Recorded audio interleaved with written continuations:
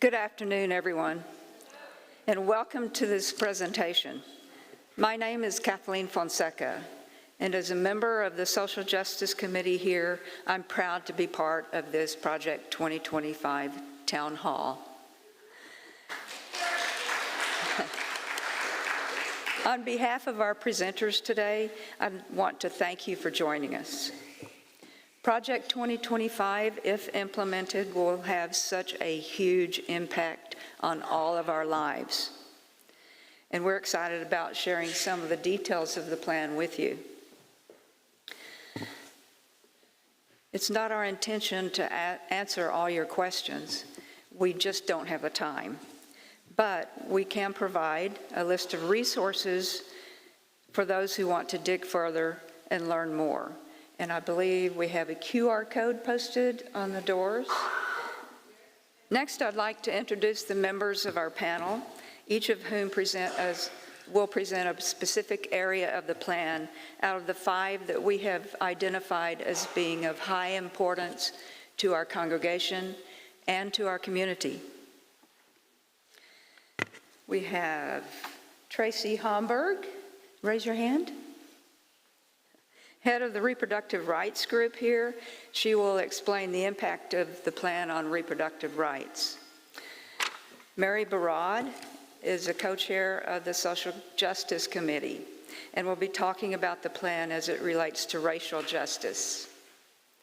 Emily Leeper will present issues related to the LGBTQ+ community. Linda Nash will identify impacts on the climate.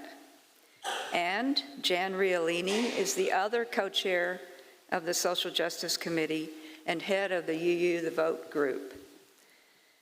She will be talking with us about the plan's impact on our democracy. Last but not least, I'd like to give a special shout out to Gina Humble. Is she here? Although she's not on the panel today,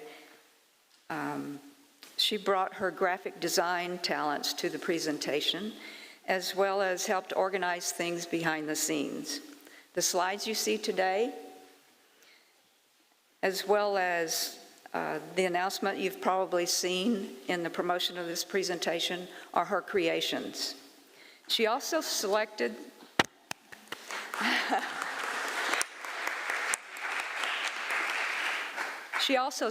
the music that you heard when you were entering. Thank you, Gina. She left me. Thanks. We'll have a question and answer and discussion session after their presentations for about 25 minutes. So to kick this off, Jan Realini will give us a summary of Project 2025, and then we'll get into the weeds of the plan with the 5 areas of focus today. Thank you, Kathleen, and thanks for everybody who's participating, whether as an audience member or as part of the team that put this together. Welcome, and good afternoon. So what is Project 2025? It's basically a detailed plan and rationale as well for the next incoming conservative presidential administration. It's produced by the Heritage Foundation, which has been a conservative think tank for many years, but in recent years has drifted further and further to the right in terms of policies and what they're working for. There are also 53 other conservative organizations that support this, and the total budget, I understand, was $22 million. So it took a lot to put that together. We're going to focus more time on the 922-page book, really, the document called Mandate for Leadership. That lays out the policies, okay? There's no way in the world we could cover everything in Mandate for Leadership in one session. You wouldn't want us to. But we've chosen several areas where some in our congregation on our social justice committee have been working and were willing to go through the document and help understand what this would do to some of the issues that and the people that we as UUs, because of our values and our principles, care very much about. So actually, there are 4 pillars. There's only 2 there, but I thought they were the prettiest pillars I could steal off the internet. The policies is number 1, and that's the big book that we're talking about. All that writing that wasn't done by any candidate, but really was done for a certain candidate. And that's the consensus view of how major federal agencies must be governed. So that's what those policies, the overriding thing. Number 2 is a personnel database. So this is live and has been live for some time. People who are interested in being part of the next conservative administration in Washington or throughout the country really can sign up and apply, offer their resume and other data, and be vetted for such working in such an administration. So it's an intake of people. They're building a workforce right now before the election, and it'll really be a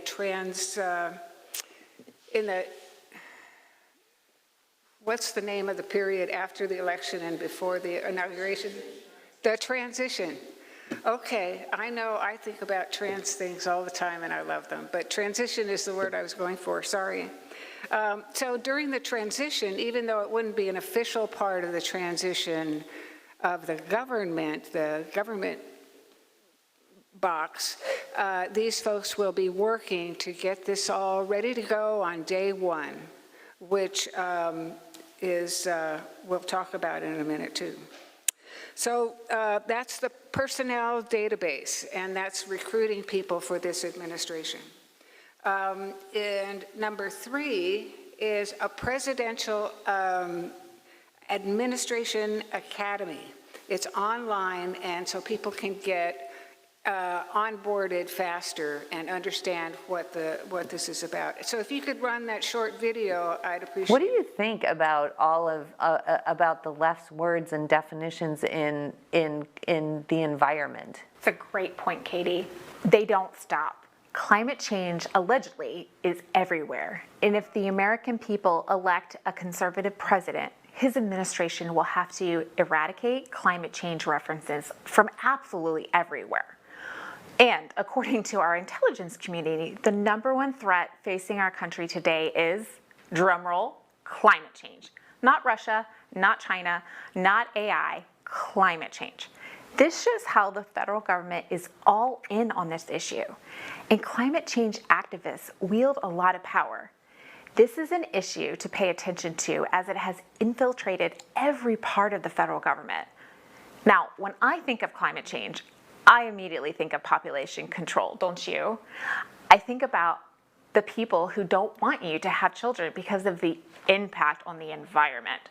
Perhaps not everyone will make that connection, but after spending time in the international space trying to protect life, I can tell you that this is part of their ultimate goal, to control people. Okay. So in summary, that's about eradicating the terms of climate change or anything related to that from the presidential administration, the executive branch of government. Okay, so it doesn't exist in Project 2025. And there's a lot more like that, but I thought that was a good example of the introduction to the academy, the online academy. So the playbook, the 4th pillar, is very interesting because it's the playbook for that first 180 days, that honeymoon period that presidents supposedly have. And it begins right after the utterance of "So help me God" on January 20th, and goes for 6 months. 6 months. So the playbook is something that we don't see online. We haven't read. It's being kept close to the vest and not shared of how this would happen. It's not part of the government because that transition was not official. It's unofficial. But there's a shadow government that's been forming. And there was, it's got a huge number of executive orders written up, regulations and secretarial memos, a whole bunch of paper. And the guy who was talking about this, Russell Vogt, talked about a stack this high, so you can imagine. And then there were secret videos made of Russell Vogt, who was a cabinet secretary in the Trump administration. And he was talking about this playbook. And so this has brought out some things. It's been put on a short version on CNN, but it's there for you to review yourself. A few choice quotes. Quote, "I want to make sure that we can say we are a Christian nation," unquote. And that's Christian nationalism right there, okay? Christian nationalism is mixing the religion, a certain type of Christianity, with the state. In other words, the state favors and intersects with this particular view of religion. Okay, next, in an ideal world, this will be the largest deportation in history. They're talking about millions of people. And I think in San Antonio, we need to be aware of who they'll be looking for. Undocumented people, people who may be poor or different or a threat to this administration. We are forming our own deep state to take over on day one. And they're creating a shadow Office of Management and Budget, National Security Council, and Office of Legal Counsel. And Office of Legal Counsel is supposed to advise the president about what's legal and what's not. But this person would be working for the president. The president can also use the military against citizens to suppress large-scale protests in response to this idea, this project. And they're going to share the playbook with the incoming team. Okay, overview of policies. I won't spend a lot of time on this, but conservative is the term that they're using, but in reality, it's really very radical. It's a radical change from what conservative has meant historically. And that's because of the extreme ends that they are working toward. The unitary executive theory says basically that the president is the boss of everyone in the executive branch. Dismantling the deep state, we've already seen. Reclassifying 50,000 civil servants as Schedule F, which can be fired and replaced with political appointees. Okay, so we talked about Christian nationalism, and there's a lot of detail about that in a number of places on the internet. But this is important to recognize, and it limits marriage between two unrelated, one man and one woman. And the language they use for this is religious freedom. It's freedom for them. They would eliminate all DEI initiatives, any mention of climate change. They would severely decrease immigration and get lots of people, including dreamers, out. They'd reverse any progressive previous administration policies, eliminate whole offices such as the Department of Education, the Consumer Finance Protection Bureau, and so forth. And decentralizing and privatizing many government offices, like TSA. So that's important to know. And actually, it's also important to know that a lot of these policies are underway right now at the state level. So we have 10 commandments in every classroom in Oklahoma and Louisiana as a policy. And in Texas, we already have seen this K-5 curriculum that is teaching the Bible. But which Bible do they teach, and in what way? They're teaching not about the Bible, but they're teaching the Bible. Abortion bans we all recognize as part of this. So thank you very much. I hope this overview woke you up for after your post-snack nap. And next we have Tracey Homburg talking about reproductive things.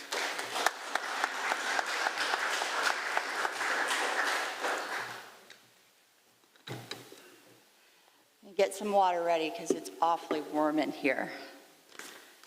All right. So good afternoon, everybody. Thank you for taking time to be here. My name is Tracey Homburg, and I would like to share with you some facts about the devastating impacts that Project 2025, if implemented, would have on reproductive rights in this nation. A key figure in the Project 2025 movement is Roger Severino. He is an anti-abortion lawyer who ran the Office of Civil Rights within the Department of Health and Human Services, otherwise known as HHS. And this was under the previous administration, the Trump administration. He fought for new protections, allowing healthcare workers with religious or moral objections to abortion and other procedures to simply opt out. Severino also happens to be the Heritage Foundation's Vice President of Domestic Policy, and he features prominently in a series of Project 2025 training videos that were exposed and published by ProPublica just over a week ago. He walks viewers through the ins and outs of procedural law and says that they should prepare for the left to use every tool possible to derail the next conservative president. He says, quote, "This is a game of 3D chess," close quote. So this is a serious game to him, and he's determined to win. Severino found new ways to expand HHS's powers and embolden evangelicals by creating a Conscience and Religious Freedom Committee, which enabled anti-abortion far-right Christian leaders to shape HHS's daily operations and their overall legal strategy. Gretchen Borchelt of the National Women's Law Center said this in response to the HHS's aggressive new stance. This administration is focused on recognizing one set of religious beliefs. It's going to do whatever it can to reshape or violate the law to do that. Bethany Cosma, who you saw in Jan's video preview just a few minutes ago, was a former deputy chief of staff at the U.S. Agency for International Development in the previous administration. And she also appears, of course, in the training videos.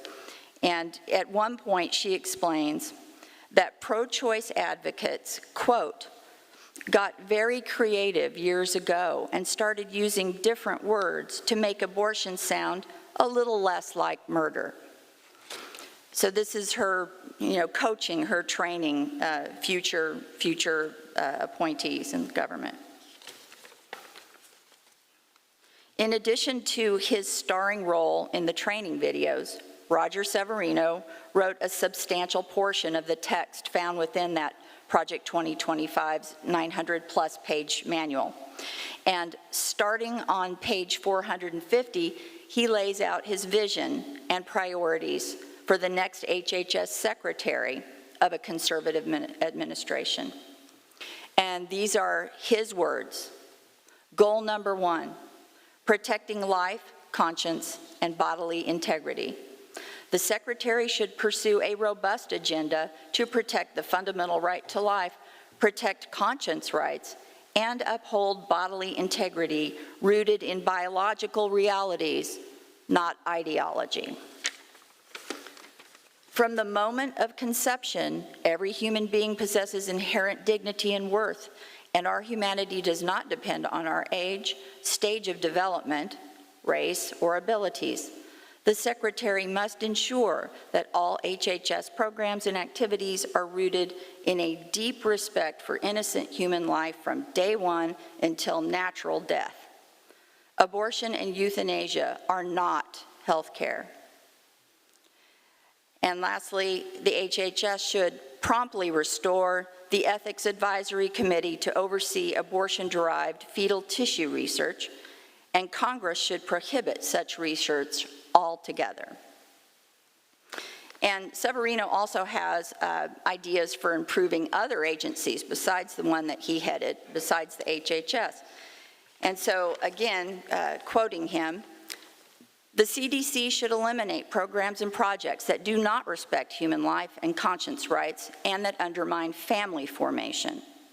It should ensure that it is not promoting abortion as health care. It should fund studies into the risks and complications of abortion and ensure that it corrects and does not promote misinformation regarding the comparative health and psychological benefits of childbirth versus the health and psychological risks of intentionally taking a human life through abortion. He then goes on to say that the FDA should be required to reverse its approval of chemical abortion drugs because the politicized approval process was illegal from the start.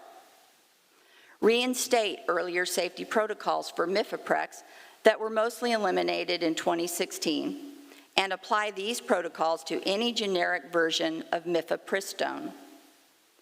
Stop promoting or approving mail-order abortions in violation of longstanding federal laws that prohibit the mailing and interstate carriage of abortion drugs. Enough about Mr. Severino. In June, we marked the second anniversary of the Supreme Court's Dobbs decision, which overturned Roe v. Wade and ignored precedent that protected the constitutional right to an abortion in this country for almost 50 years. This allowed states to then set their own policies protecting or banning abortion with no federal standards. National polls indicate that the majority of U.S. citizens believe that abortion is a personal medical decision. As of the end of this past July, last month, 14 states have banned abortion altogether. 6 states have banned the procedure as early as 6 weeks after conception. 10 states have no rape or incest exceptions. 13 states have no fatal fetal anomaly exceptions. And 6 states allow no exceptions for when the pregnant person's health is at risk. We are seeing firsthand accounts of women being denied critical care who are dying or coming close to death. And this impacts not only the pregnant person, but also the men in her family, and then extends out to the wider community. Implementation of Project 2025 goals would only make a bad situation worse. In 1985, Margaret Atwood wrote The Handmaid's Tale, a dystopian novel about a coup staged by a patriarchal paramilitary group that resulted in a portion of our country falling under the rule of a brutal theocracy. I had the good fortune to see this amazing author speak here in San Antonio at Trinity University back in 2018. And that, of course, was smack dab in the middle of the previous administration's term. She was obviously saddened that her work of fiction seemed to be playing out in real time. But she encouraged us to pay attention, stay vigilant, and continue to push against those who would send this nation backwards. And so, dear ones, We, as concerned citizens and voters, will need to get active, vocal, and committed to getting out the vote like never before, lest the policies advocated by Project 2025's authors prevail. Please check in with all your friends and family members and neighbors to be certain that they're actually registered to vote. And if they're not, help them to get that way. Ask them to vote early if possible and offer a ride to the polls. Come join us here at First UU for our next letter writing session as we coordinate with a wonderful organization called Vote Forward to reach out and encourage prospective voters with a personalized message.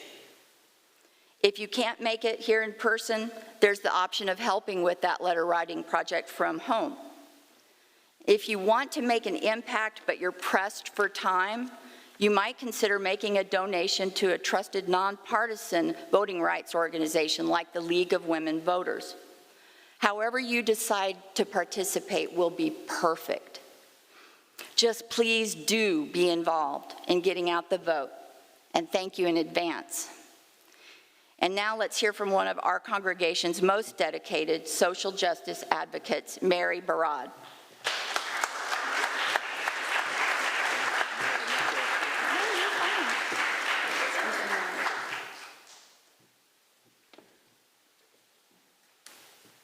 Thanks, Tracey. So I'm Mary Barad, and co-chair of Social Justice and Racial Justice and our new inclusion team groups.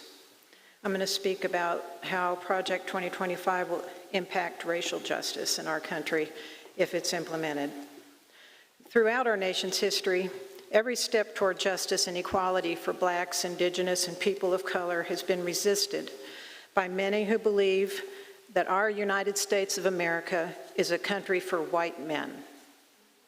We recognize that these beliefs still exist and are deeply embedded in some people. Among them, those who want to move our country back to a mythical time when America was supposedly great. Even before we knew about Project 2025, we have witnessed these new Jim Crow-type proponents chisel away at the hard-fought gains of the 1964 Civil Rights Act. We have seen court rulings and state legislatures remove measures designed to combat white racial preferences and attack all efforts to make America a multiracial democracy. In my talk today, I will use the term people of color to describe Blacks, Indigenous, immigrants, people who have long faced discrimination in our white-oriented society. The term intersectionality is used to describe a concept that recognizes how aspects of a person's identity, such as race and/or gender and/or class, can overlap and intersect with each other. For example, a Black woman's identity is as both a as both a woman and a Black person. This overlap, we know, can create a more complex convergence of oppression.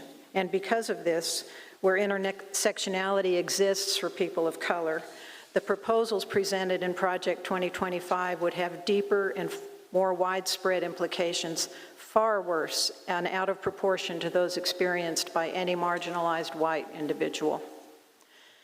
It will do this by affecting diversity, equity, and inclusion, or DEI practices, a process that's already begun, but would go further. By downsizing and or eliminating departments and federal programs regulating life and liberty, and by weakening the enforcement of civil rights laws. Until extreme right-wing antagonists began to paint it as a dangerous influence that needed to be stamped out, DEI efforts were recognized as an effective means to address systemic inequalities in America's institutions and were generally respected. They were never intended as a way to take someone else's spot. Really, whoever said that was a white person's spot to begin with. And DEI initiatives were never meant to affect work excellence or lower qualifications. After all, most of us realize that lived experience can often be a better teacher than anything we might learn from a book or a professor. DEI is enacted to promote true diversity in thought, approach, and strategy in schools and workplaces. And studies have shown that diverse organizations demonstrate improvement in success across all measures. Like many religious extremists who can only see right and wrong, angels or demons, opponents of DEI perceive it as an either-or proposition, not as a both-and approach that it is. They see DEI initiatives as anti-white. Under Project 2025, institutions that support DEI, who appreciate its benefits and want to continue its practice, may become targets, as participation in DEI initiatives could become grounds for termination or result in sanctions or legal actions under the plan. Removing DEI programs will halt and reverse the progress our country has made in addressing the disparities that people of color have historically experienced, especially in the areas of education, employment, housing, healthcare, criminal justice, and civil rights protections. By cutting or eliminating the Department of Education, programs like Title I funding, which supports schools with high numbers of low-income students, and programs like Head Start would be cut. Pell Grants, which are essential to many people of color and all people to attend college, could also be affected.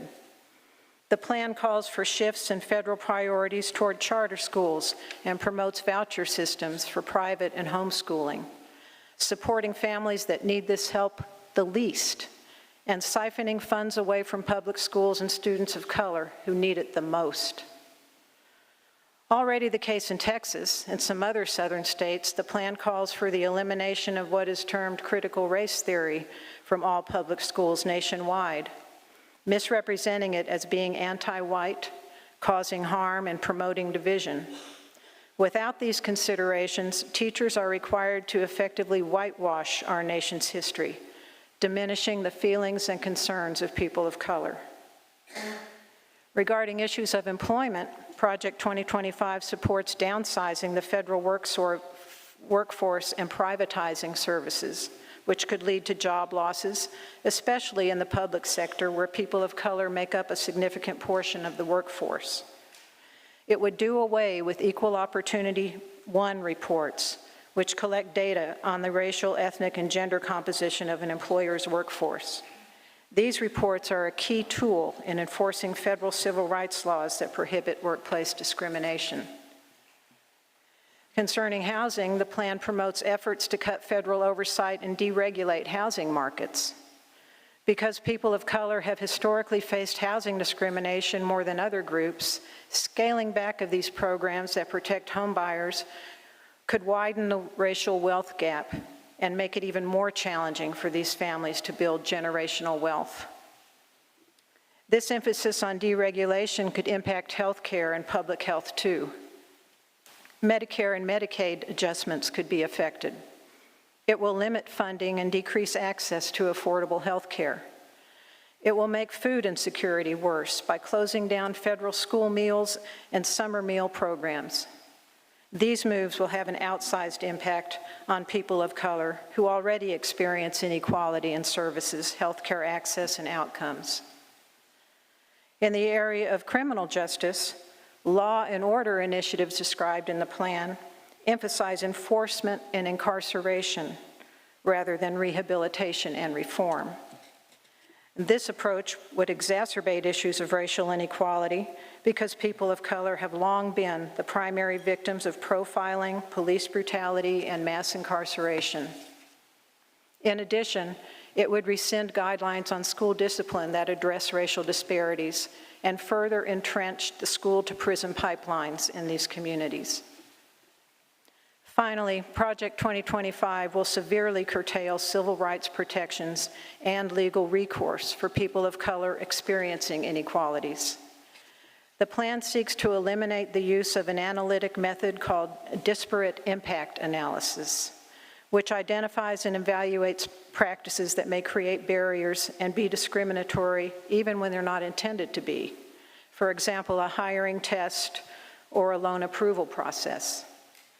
This statistical method depends on accurate data collection and comparison and is essential in identifying issues and enforcing civil rights protections, especially in areas like housing, education, employment, and lending. Proponents of Project 2025 see its use as unjustified government interference in business practices. Before I wrap up, just a few words about immigration. Overall, objectives of the plan represent a shift toward harsher and more restrictive immigration policies. It would limit work visas, end temporary protected status, and includes measures that would make it easier to deport dreamers and other long-term residents who have lived most of their lives in the U.S. It will restructure and centralize enforcement powers in a way that could lead to more aggressive and widespread immigration crackdowns, militarize border security, and conduct mass deportations without the need for warrants. This would undermine due process and create a more hostile environment for immigrants and their families. So, in conclusion, with or without a certain presidential nominee, Project 2025 will continue to threaten our democracy. It is the product of a powerful white nationalist movement that eliminates protections for and even targets Blacks, Indigenous, immigrants, and people of color. We must act to prevent the extremist Project 2025 from becoming a reality. Thank you.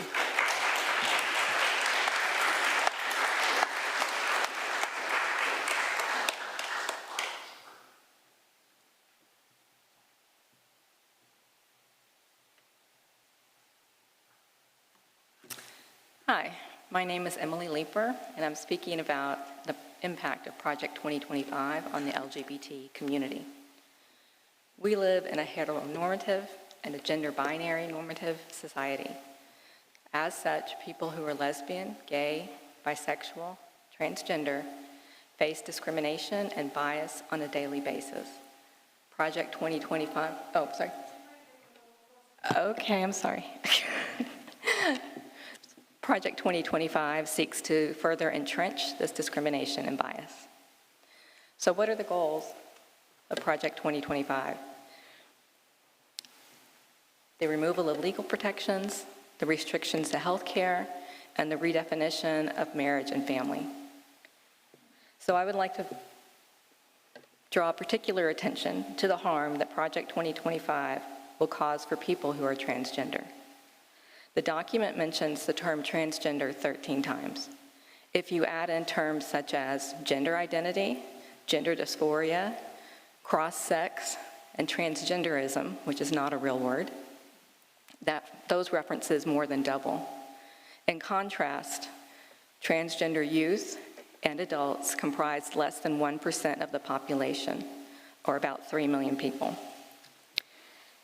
Project 2025 attempts to vilify this population and create a scapegoat for perceived, by some, moral decline in the U.S. This is further supported by quotes from Kevin Roberts' foreword to Project 2025, which include that children are harmed by transgender ideology that allows drag queens and pornography into public schools and libraries. He also states that the Department of Justice has forced school districts to undermine girls' sports and parents' rights in order to satisfy transgender extremists. So on to proposed policy actions. Again, there's a particular focus on the transgender community. The first is which to expel people who are transgender or have gender dysphoria from the military. They propose to remove legal protections and employment practices by removing the terms gender orientation, sexual orientation, gender identity, and transgender status from sexual discrimination policies established under Title VII.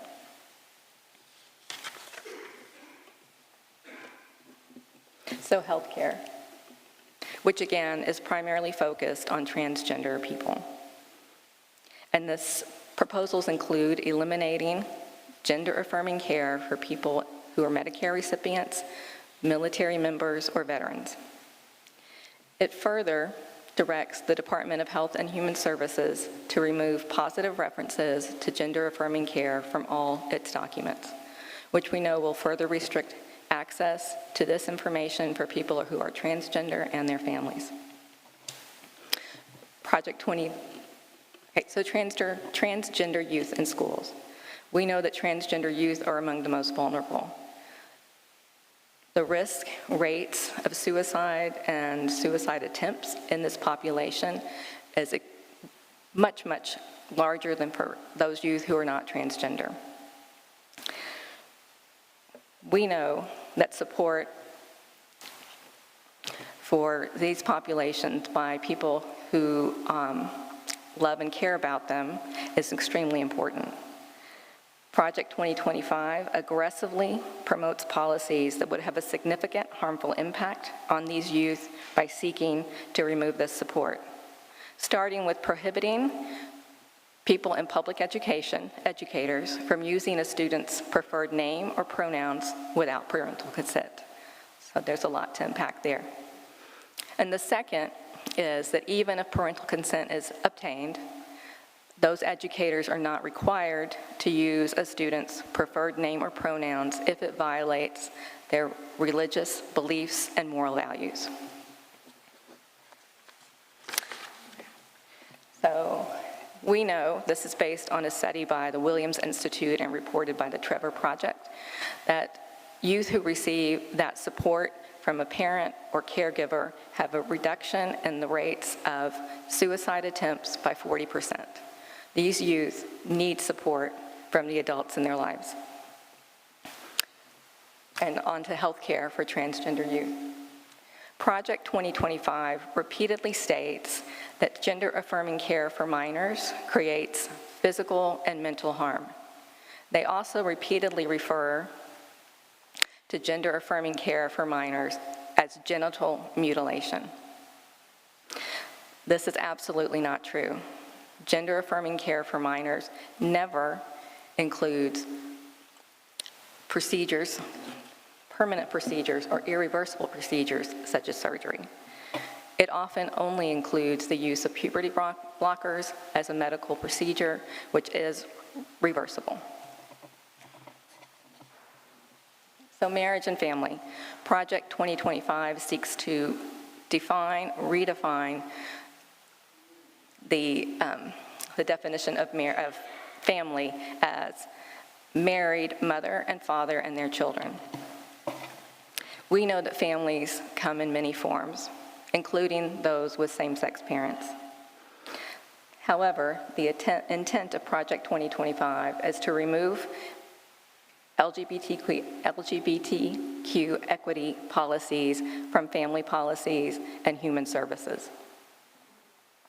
They further want to propose making federal grant money available to agencies that reject same-sex marriage without any restrictions. So on to adoption. Adoption reform is Project 2025's term, not mine. They support providing federal funding to faith-based agencies providing foster care and adoption services by eliminating the requirement of non-discrimination regulations that are currently included as requirements for the receipt of federal grant funding. They also intend to provide legal protections to agencies that do not recognize same-sex couples as potential adoptive parents. So I ask you that if you know someone who is LGBTQ, if you have someone in your life who is LGBT, tell them today that you love them, that you support them, and that you will fight for them. Thank you.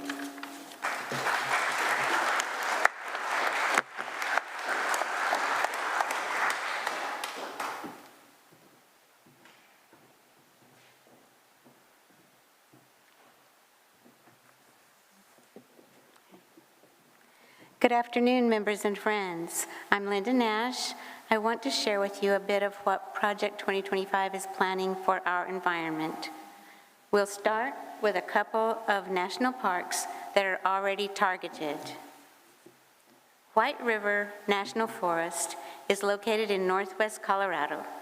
The forest contains 2.3 million acres and provides significant habitat for deer, elk, mountain sheep, mountain goat, mountain lion, bobcat, bear, lynx, moose, raptors, waterfowl, trout, and many other species of wildlife, plus multiple trails, wilderness areas, ski slopes, and more.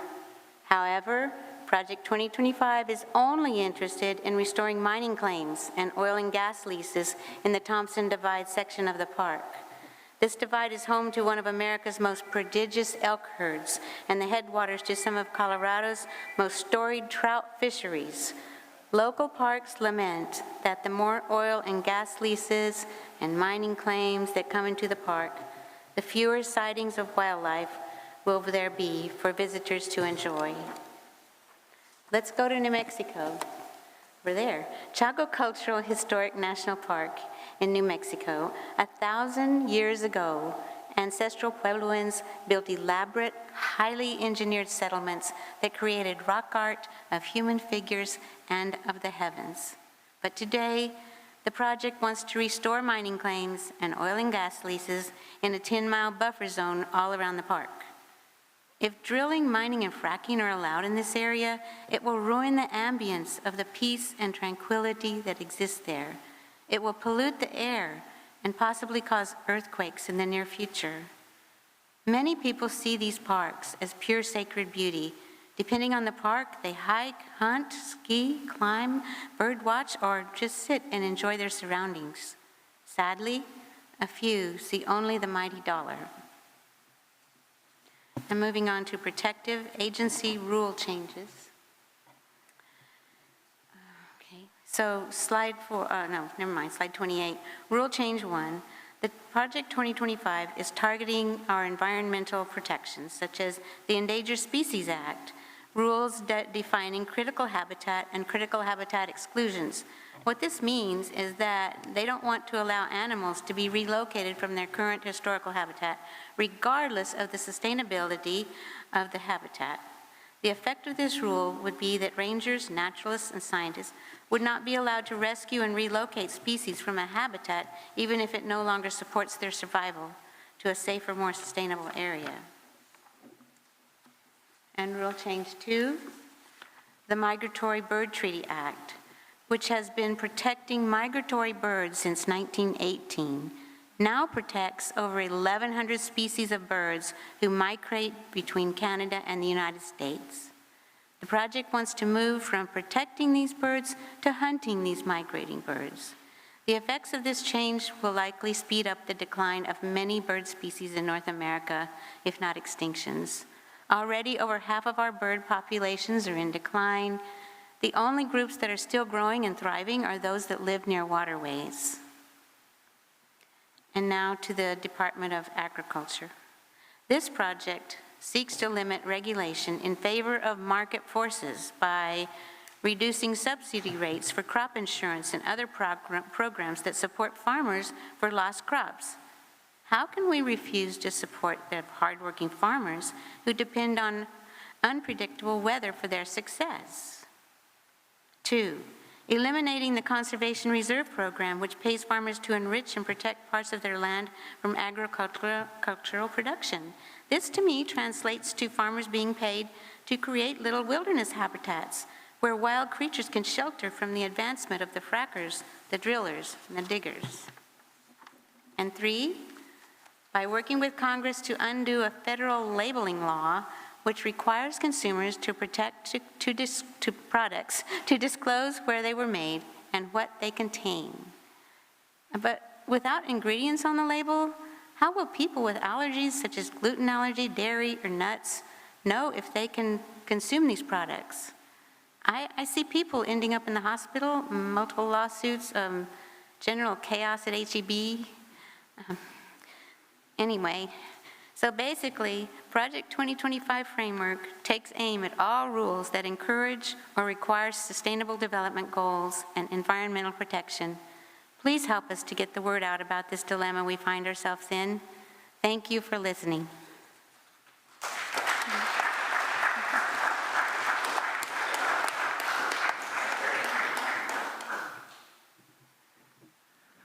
She's back. I just want to say I think all these presentations have been really very well done. I just want another round. You guys, off the charts, great. I just want to say a few more words about democracy and how Project 2025 really threatens democracy. That is the basic idea that the people are choosing their leaders. First of all, dismantling the administrative state, in quotes, this is something that will allow this building of an alternate style of executive branch that really is all about power, personal power for the president, and power to lash out at rivals or enemies identified. I just feel like it's clear that the rule of law is imperiled by this. We have a situation where Project 2025 is encouraging and wants to strengthen the president's rule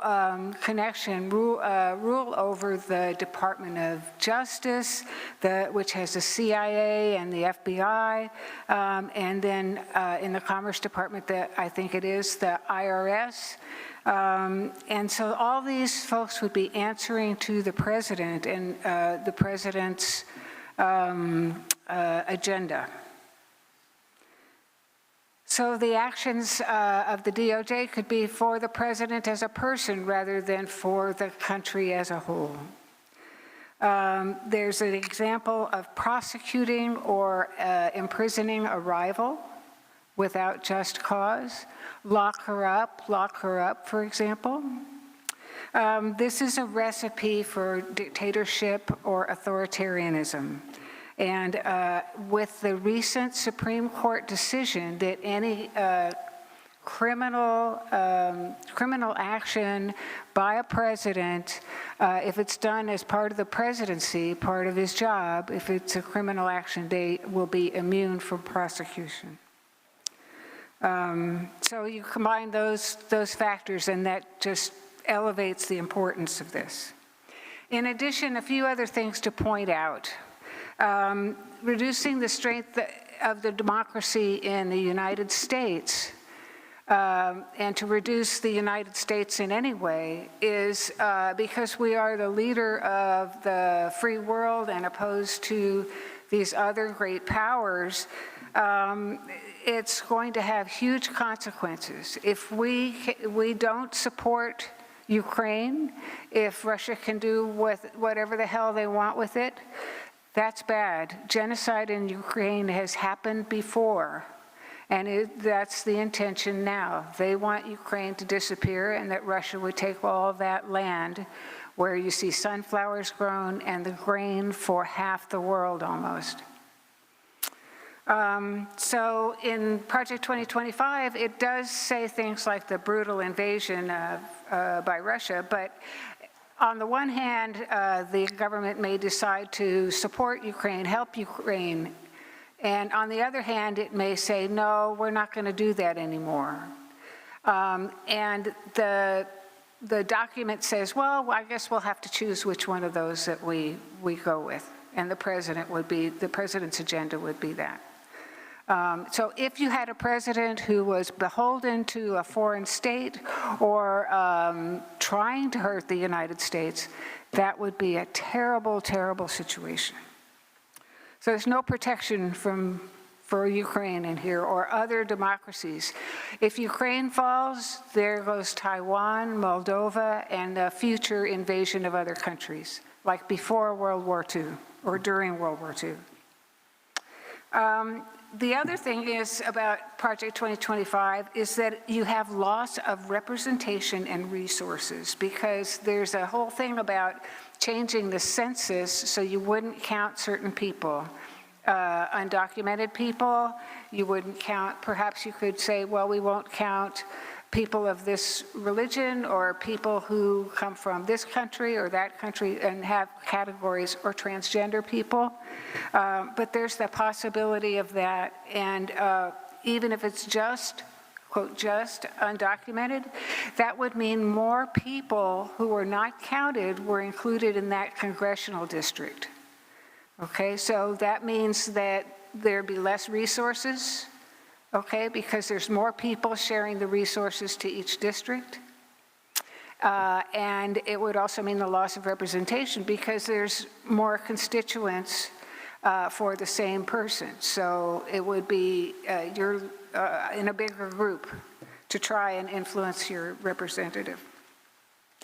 So, and if you have religious tests and so forth, that would be a horrible problem too. The other thing is rights and freedoms. So we can go, I think, 2 slides up. Ron, if we can advance the slides. Oh, back 1. Oh, I guess I only have 1 slide. I'm not very good. Okay, rights and freedoms. I'm sorry, my bad. The rights and freedoms, we see the march of state level and impact on national voting rights going forward with a voter suppression laws just multiplying. We see that. We see what's happening at the Supreme Court, taking down important parts of the Voting Rights Act. There's no protection of voting rights in this plan. It's just absent. So that's the main thing I saw. And then our First Amendment freedoms, if we have a national religion, that's our freedom of religion. If we can't protest peacefully without the risk of being shot, that's our freedom of assembly. If we can't say something that the government doesn't like, that's freedom of speech. And anything that's woke is suspect. And pornography, as it applies to librarians and teachers, they would be identified if that was found that they had a book with sex in it in their classroom or in their library. They would be identified as sex offenders for life. And there would also be legal things that would happen to them, imprisonment and or probation. Other rights to privacy with abortion, LGBTQ issues, and things that happen between consenting adults, whose business is that? The right to marry, unequal treatment under the law and discrimination, and the right to things like clean air and water, and the right to safe food, and access to education. So all those things, I think, are at risk in Project 2025. I'm a fan of democracy, so I'm taking that stand. And I wanted to invite Kathleen to come back up, and let's talk a little bit about what can we do. You want to go up out there? We'll use that mic right there. Oh, okay. Okay? Because we're going to do interactive stuff now, or this one. Which one, Gary? This one? Okay, I'll pick up one and you would choose. I don't know if I can do that.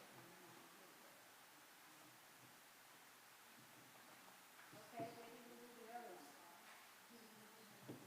This is tough. I don't see how to do that. Okay.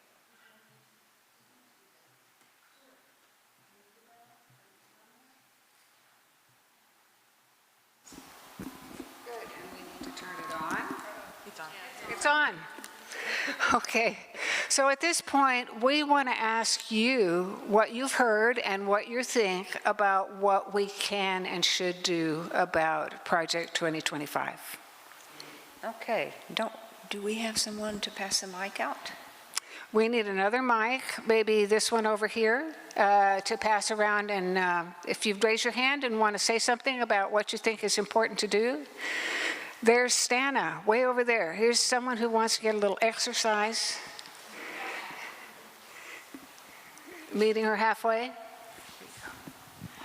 Okay, so this is serious business, isn't it? We've got to get out the vote, educate people. I just wanted to share this information about, and I did get postcards from Felice this morning. I'm all for the Bexar County, absolutely. But I've been doing this is postcards to swing states. And they're really colorful, you know, they have the script and they have the list, etc. Right. So I just wanted to throw that out also, that that's a good thing. Good idea. Thank you. So Anyone else? Go ahead. I was just going to say that that's going to the national level, and that's really what Project 2025 is talking about, the swing state issue. Hello. Okay. And we have someone else? Oh, yeah. I just wanted to say that I do take part as much as I can in everything the church does that is nonpartisan. I don't limit myself to nonpartisan. Thank you. Thank you, Darcy. And we have Anyone else? a guest who's standing up right there. Oh, Since the Heritage Foundation is tax-free, why isn't anybody going after them since they're such a partisan foundation? that is a great question. Anyone know?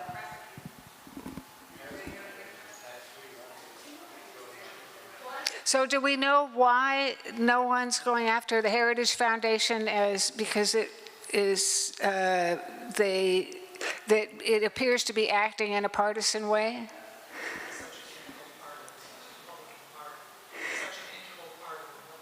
Right, it's related to the Republican Party, but it's very careful in Project 2025 not to identify with any party or candidate, as we are doing today. I mean, I think most of us that I've heard have a more liberal interpretation of how our country should go. But here in the church, where we're nonpartisan and we're a nonprofit, that's important to us. So we talk about the issues, but the issues are affected by who people vote for. It's important that people know what happens, what the candidates stand for, but the church doesn't take a position for or against any party or candidate. It's about the issues, the issue of protecting our democracy and all of these things. Hi, y'all have such good presentations. I wonder about partnering with the League or some other organizations and getting this to San Antonio at large. Where else could you speak? Where else could you present? I have a response. Yeah. We have some members, friends of ours, who are also volunteers with the League of Women Voters, and if I could have you stand and wave. We have 3 folks here who I've worked with and I admire terribly so much. But everyone in our church has an opportunity to volunteer with the League of Women Voters, whether you're a volunteer deputy registrar, the thing where you get certified, or not. There's many things you can do. You can donate. You can support the outreach activities they have. You can help them by registering voters and by getting out the vote. And helping to get out the vote is going to be really important in the next couple months. Thank you. Can we ask Judge Sakai to let us put drop boxes around the city for people to drop ballots in like they did in Houston? You want to take that one? Not really. Okay. Well, yes, you can ask Judge Sakai, Peter Sakai. He is the boss of Jackie Callanan, who is our election administrator. Thank you. I'm the most aged one here. And you could ask Jackie Callanan. I know that they must have a decision process about that, and there may be things that could be done to bring that up. Drop boxes could be helpful, especially for elderly or people who have to go out of town. Or just anyone. Oh. If you could get mail. In Houston, I believe that they opened it so that everyone could get mail-in votes. And then they could just drop them in the corner box. And that was very controversial on the right, expanding voting rights? Yes. I'd just like to say I like the minister's suggestion, or I guess he used somebody else's suggestion, probably Michelle Obama's anyhow, to ask someone if they have a voting plan. I think that doesn't get defensive, like who are you voting for? Mm-hmm. But I would add, and I'm sure he did, that if they say they're voting for Trump or whoever, if you want to keep the conversation going, you have to agree with them to some degree, like saying you have a good point or something. And then I heard him say, because he asked permission, it's another key thing you're supposed to do, to give your views. I don't always follow it, but I think it's good advice. So, wonderful. So, talking to people about voting. Do you have a plan to vote? Talking to people about other things that are not so controversial. Fishing and margaritas and Little League Baseball, maybe, I don't know, if you're from Bernie, and some other things like that, that build a bridge person to person, okay? And remember, even if you disagree, that's okay, but still reaching out to people in the long run is going to be important for the healing of our nation. Yes. So we talked about a lot of in-person ways to get the conversation going. I think it's also important to talk about an online presence.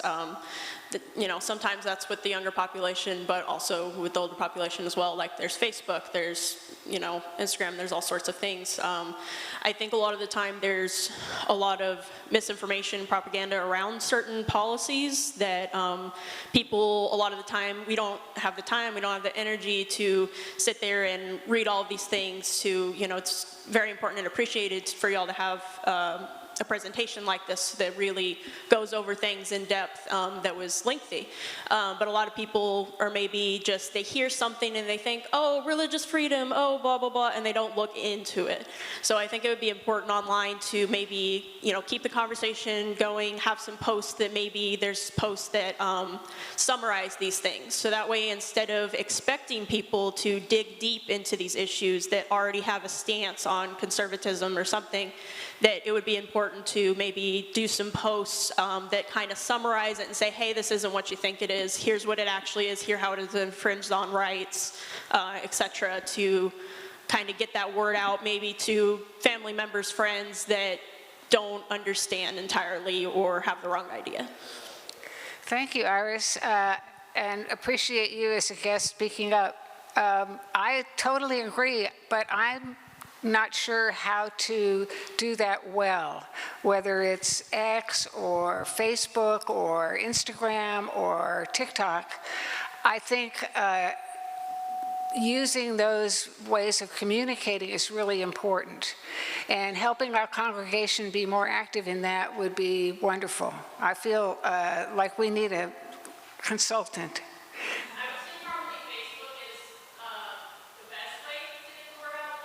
Really?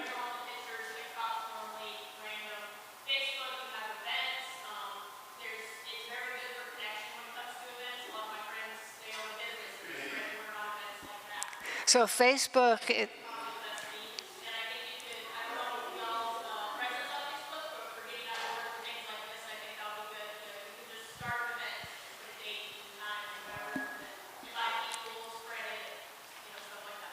thanks for the advice. Right. I wasn't sure anybody was on Facebook. Yes. Marilyn. I was a judge for 3 presidential elections, and my point is that it's too hard to vote, and that's why we only have 13. I heard Jackie Callahan say that she's expecting a 13% turnout for this election. Wow. And no matter who we talk to, we won't get it above 14%. So the thing is to talk to employers. Do you give time off for voting? Good suggestion. Because that is a huge problem in San Antonio. But that how they do we get simply the have word to out? drive on. I mean, the people that are delivering stuff don't even have a lunch break. So I think we totally need to agree. be a little more, not how can we do this nicely, but how can we do this with some punch? So I'm getting this, yes. Thank you, Marilyn. I'm getting this thing come up about letters to the editor and how to get things in the paper and stories in the paper, op-eds in the paper, or online with the San Antonio report, things like that, or around Texas. So writing, I think, is a good way of getting some of these complex messages out. Do I think plumbers read the paper? I don't know. The papers are in decline right now, and that's part of the problem. So how do we get that message out? In neighborhoods, we need to be in touch with neighborhoods. The leaders in neighborhoods, I think we need to be in touch with. COPS Metro is a very good organization to be involved with, multiple churches in the area. Yes.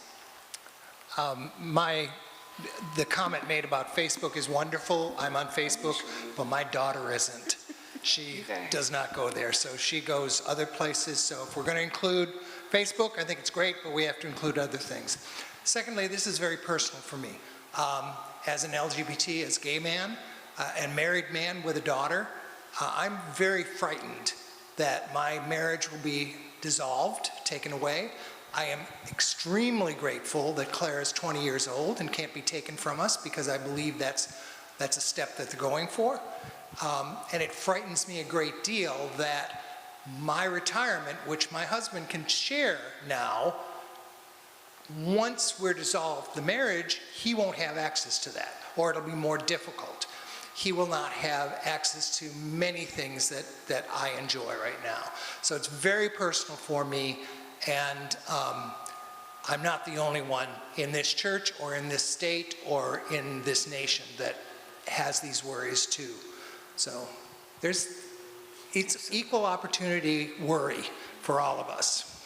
Yes, it is. Well, and if I can make a comment, just feeding off that, I also feel a lot of fear personally as a person with a disability, knowing that the programs like Medicare and Social Security disability are on the line, as well as regulations that are put in place that help people with disabilities access places like churches and stores, grocery stores, employers. The fear is very tangible, and it's so encouraging to see that people want to be involved. I also was thinking about the Facebook comment. If the young folks are the ones that really are literate in the online presence, we need to get them involved with us, or get our young folks involved in some efforts. I think it's worth noting that even if this election turns out the way some of us would like, I think that this project 2025 is still going to be in the background, and it's going to be a constant effort to make sure they don't gain traction. And a second comment, do we know what kind of blocks or roadblocks Abbott is putting in the way of our voting this time? Who's reducing the number of early voting days? A lot of people in Texas think that they really don't have a vote because everything is going to go to Republicans anyway. But we have an opportunity to change the Senate and get Colin Allred elected by turning out the vote. But I don't... These are great points, Marcia. I'm sorry, I didn't mean to interrupt you. Well, that's about it. What kind of roadblocks do we have looking forward to this November 4th, you know? That's right. Well, I think that's an excellent point. First of all, Project 2025 is already here. It's being implemented in states, and it's going to be a continuous thing no matter who's in power. But absolutely, what are they planning? What are they going to do? Is there going to be violence? Who's going to be threatened or pressured? I'm an election judge, so when I go to work at 6 o'clock in the morning at a school, what can I anticipate? And I want to be ready for that. I want to know who to call and what we know and have help on the way if need be. And I think that's really important. Now, Election Day is not the only day. You point out really well that there are voter suppression rules and laws that have been instituted all across the country. So I think that we need to be ready, anticipate chaos. Sorry. There's a lady in the back who has a comment. And she's first, and then up here. Why don't we have a massive book burning like they do with our books? A massive book burning of Project 2025, like they do with the books we have about the homosexuals, transgender, and disabled, and what have you. Right. Looks like we sort of play by the rules mostly. We have corruption is everywhere, but Democrats can do that too. But really, that I think would be a threat to where we're going to. But I certainly feel that way, the way you do, many days. Go ahead, Barb. I submit that we need news outlets and people with a lot of influence who can educate the public on point by point on what 2025 is proposing. And that's the only way I think we're going to get anywhere with this. People aren't educated, they're not going to know what's going on. Quite frankly, if I had the power, I would say, I'm not paying taxes for this stuff. You know, you can stuff it, and I'll move out if I have to. But we need to educate people first, and then we need to move on what we're going to do. Who are these influential people that can help us? Do y'all have contacts? I'm thinking George Clooney. Do you know George? And the news people, you know, news outlet people.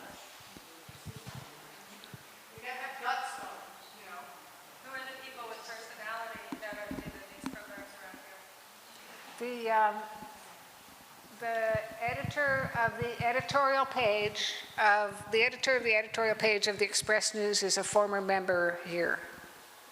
So.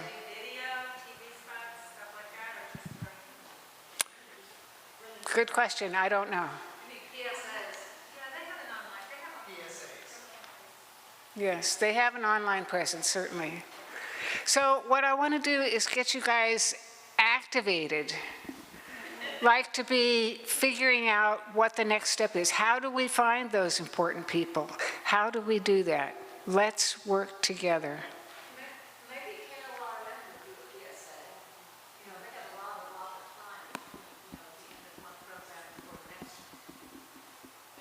A PSA from public television, KLRN.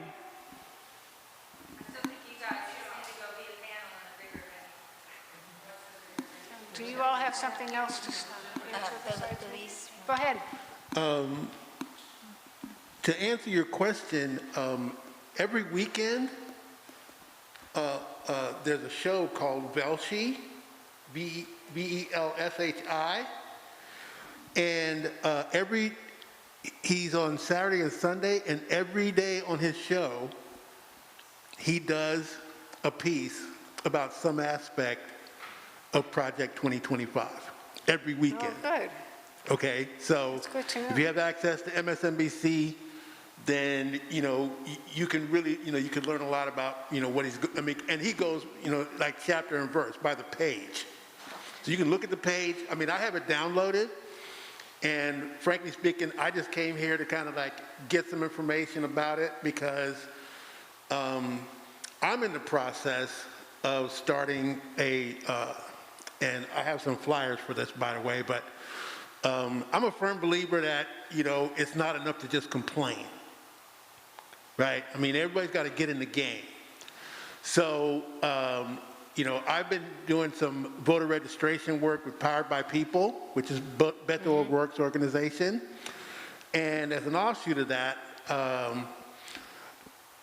who was it? Matthew Dowd said the best way to get to voters is through their heart and through their gut. Right? So, what I want to say is that I'll be hosting a political poetry open mic every Tuesday at Tandem during the months of September and October leading up to the election. And, it's a creative way to have what you might call edutainment, right? Where different, and of course, we're going to all the college campuses with the idea of getting young people to come and express their feelings about what's going on and empower them to both register to vote and get to the polls. So there'll be a pledge.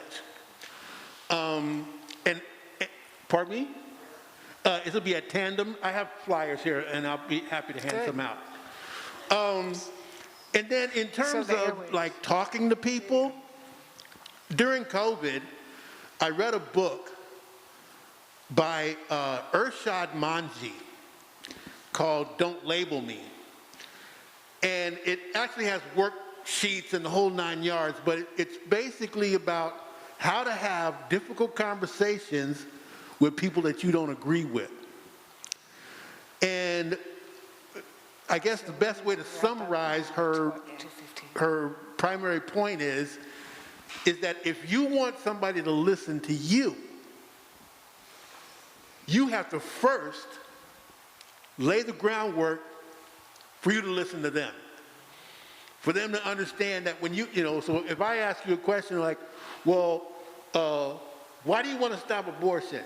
I don't want to just simply say, you're a bad person, da, da, da. I want to know. So that when they, so when you ask the question why, and why is like the critical vehicle, why do you feel that way? Why did you vote that way? Why do you want this to happen? It makes the person think about their process. I think you've done your homework because that scientifically is what the pathway seems to be to cross those bridges and make those connections. So I think you're right on target. We're not enemies. I just need to interrupt for a moment because it is 2:15. We did start a little bit late, but I want to respect your time and encourage ongoing conversation. My email address is janrealini55@gmail.com. So if you want to connect, if you're not part of our church and you want to connect with the active people here and invite them to listen to your show and maybe invite somebody to come on your show and talk about what their concerns are, something like that, that would be great. If you have an idea of you want us all to flood flood the airwaves on a certain day, like register to vote on September 17th, National Voter Registration Day. We're trying to get people involved for that. Check your registration, things like that. There's a whole bunch of stuff to do, but I really appreciate, let me just speak for the group. First of all, these are incredible folks here. They've just done an incredible job. And I appreciate everyone who brought food and who carried water, literally, so, to help us here. And I just feel like this is not the beginning of this. It's not the end of this. It's a step to take. And I think understanding what the problem is and figuring out how to get it out there, we are in an information war. So that's a key piece of the puzzle. How do we communicate with folks? We need to be able to get the message out. Yes, I think we need to wrap up. Sorry, but I want to know what everybody has to say, so I wish we could go on for longer. Thank you all for coming. I want to say a great thank you to folks from outside our church who heard about this and came. That takes a lot of courage, and we learned from you. Iris, in particular, thank you for your comment, and thanks to the League of Women Voters volunteers, who are my heroes, and just like the rest of you are my heroes in many ways. Individualistic hero worship. Okay, thank you so much. Let's talk more.